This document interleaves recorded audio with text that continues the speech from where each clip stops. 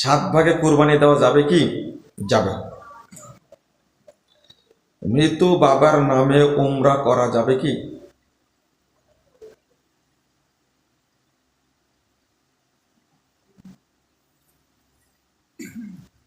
এরপরে কয়েকটা কথা লিখছেন, এত পড়া যাবে না। যে মৃত বাবার নামে উমরা করা যাবে, যাবে।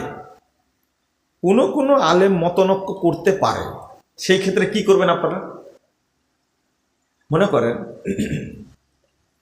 বলছে বিসমিল্লাহির রহমানির রহিম, এটা সূরা ফাতিহার আয়াত না, একজন বা দুইজন বলছে।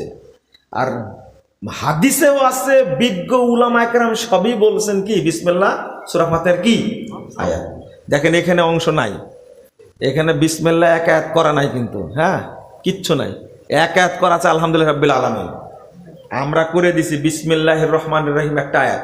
সৌদি আরবের নুসখা দেখেন, বিসমিল্লাহ কি আয়াত একটা। তখন আপনি কোনটা গ্রহণ করবেন? কোনটা? একজনের ইখতিলাফে যায় আসে? যায় আসে না।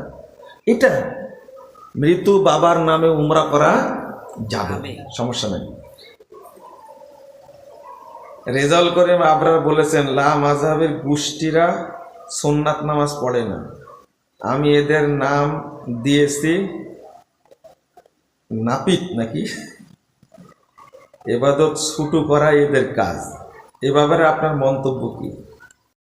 লামাজাবির গোষ্ঠী সুন্নত পড়ে না, লামাজাবির গোষ্ঠী কি করে না, সুন্নত পড়ে। সাত ভাগে কুরবানি দেওয়া যাবে কি? যাবে। মৃত বাবার নামে উমরা করা যাবে কি?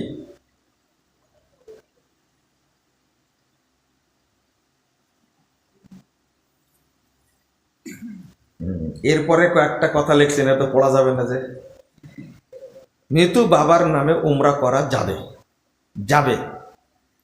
কোনো কোনো আলেম মতনক্য করতে পারে, সেই ক্ষেত্রে কি করবেন আপনারা? মনে করেন বলছে বিসমিল্লাহির রহমানির রহিম, এটা সূরা ফাতিহার আয়াত না, একজন বা দুইজন বলছে। আর হাদিসেও আছে, বিজ্ঞ উলামা একরাম সবই বলছেন কি বিসমিল্লাহ সূরা ফাতিহার কি আয়াত। দেখেন এখানে অংশ নাই, এখানে বিসমিল্লাহ এক আয়াত করা নাই কিন্তু, হ্যাঁ, কিচ্ছু নাই। এক আয়াত করা আছে আলহামদুলিল্লাহ রাব্বিল আলামিন, আমরা করে দিছি বিসমিল্লাহির রহমানির রহিম একটা আয়াত। সৌদি আরবের নুসখা দেখেন, বিসমিল্লাহ কি আয়াত একটা। তখন আপনি কোনটা গ্রহণ করবেন? কোনটা? একজনের ইখতিলাফে যায় আসে? যায় আসে না। এটা মৃত বাবার নামে উমরা করা যাবে, সমস্যা নেই।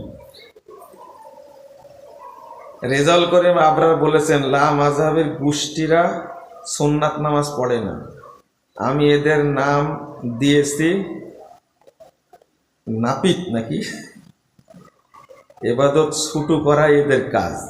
এ ব্যাপারে আপনার মন্তব্য কি? রেজাউল করিম আবরার সারা দিনই মিথ্যা কথা বলে, কথা বুঝেননি? ইবলিস শয়তানকে সেট করে দিয়েছে। হ্যাঁ, মানে ইবলিস তো ঘুমাচ্ছে এখন কোথায়? আটলান্টিক মহাসাগরের নাকে তেল দিয়ে ঘুমাচ্ছে।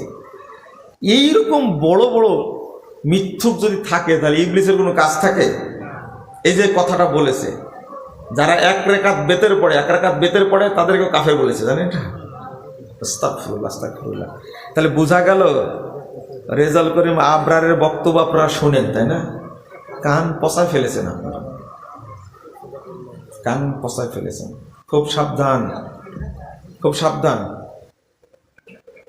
সুন্নাত পড়ে না লা মাযহাবি বলে গালি দিছে। লা মাযহাবি না গালি, কিন্তু আমরা যে মাযহাব মানি সেই মাযহাব হলো মুহাম্মদুর রাসূলুল্লাহ সাল্লাল্লাহু আলাইহি ওয়াসাল্লাম মাযহাব।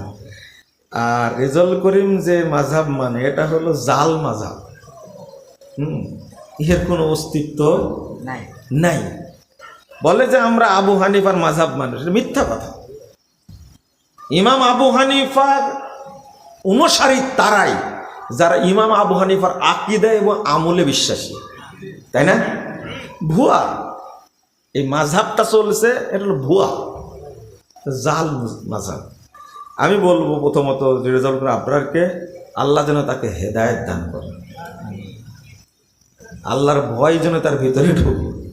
যেভাবে গালিগালাজ করে, আমরা তো হানেফি উলামা কেরামের বই পুস্তক পড়ি, তাদের নাম নিলে রহিমাহুল্লাহ পড়ি, আল্লামা আনোয়ার শাহ কাশ্মীরি কথাগুলো বলে এইভাবে, কিন্তু এর মুখটা এত খারাপ, আলেম উলামার নাম বললে এত নোংরা ভাষায় গালি দেয়।